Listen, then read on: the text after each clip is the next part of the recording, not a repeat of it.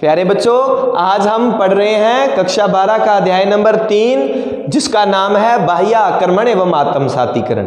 देखिए, जब हम किसी पाठ के नाम को अच्छे से पढ़ लें तो वो पाठ लगभग हमें उसमें इंटरेस्ट पैदा हो जाता है और समझ आ जाता है कि बाह्य आक्रमण ये घटना है मौर्य काल के बाद की। अंतिम मौर्य सम्राट वृहदत्त की 185 ईसा पूर्व में पुष्यमित्र शुंग हत्या कर देते हैं और शुंग वंश की स्थापना होती है। उसके बाद का जितना काल है उसको हम मौर्योत्तर काल कहते हैं। ये आक्रमण इसी समय क्यों होते हैं, ये हमारा प्रश्न।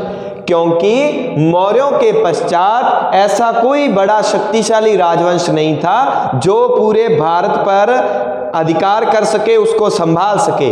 तो छोटे छोटे राजवंश थे, इसलिए बाहरी शक्तियों ने भारत पर आक्रमण किया। ये शक्तियां किधर से आती हैं, ये हम हल्की सी रूपरेखा बनाएं तो ये गुजरात से ऊपर ये है, ये हो गया उत्तर, ये हो गया हमारा पश्चिम। तो उत्तर पश्चिम सीमा प्रांत से बाहरी आक्रमणकारी भारत में आते हैं। कब? मौर्योत्तर काल में।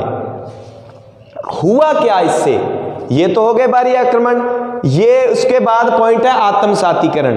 ये लोग यहां आक्रमण करने आए थे आक्रमण के दृष्टिकोण से, लेकिन यहां ही आत्मसात का मतलब होता है विलीन होना। ये भारतीय समाज में ही यहां बस के रह गए। अब हमें ये देखना है ये थे कौन कौन।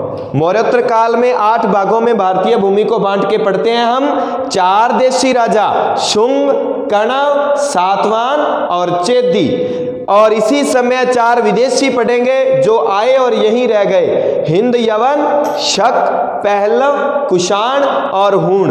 पहलव का हमारी किताब में जिक्र नहीं है, ये 4 का है। तो इनकी ट्रिक है, अच्छी से आप याद कर सकते हो। नानी ने हिंदू पर शक किया पहले, फिर खुश हुई। नानी से यूनानी, हिंद से हिंदू यवन, शक से शक, पहले से पहलव, कुश से कुषाण, हुई से हूण। अब बात यह है कि यहां मैंने यूनानी क्यों नहीं लिखा, क्योंकि यूनानी आक्रमण मौर्योत्तर से पहले, मौर्य से भी पहले मौर्य पूर्व में हुआ था। उस समय नंद वंश था। घनानंद के समय सिकंदर आक्रमण करता है, इधर नंद उधर सिकंद। तो भारतीय राजा पोर्स के साथ यूनानी आक्रांता सिकंदर का युद्ध होता है। पोर्स इसको झेल नहीं पाता, अर्थात झेलम के किनारे युद्ध हुआ। हमें बस ये प्रश्न याद रखना है, कौन सी नदी के किनारे?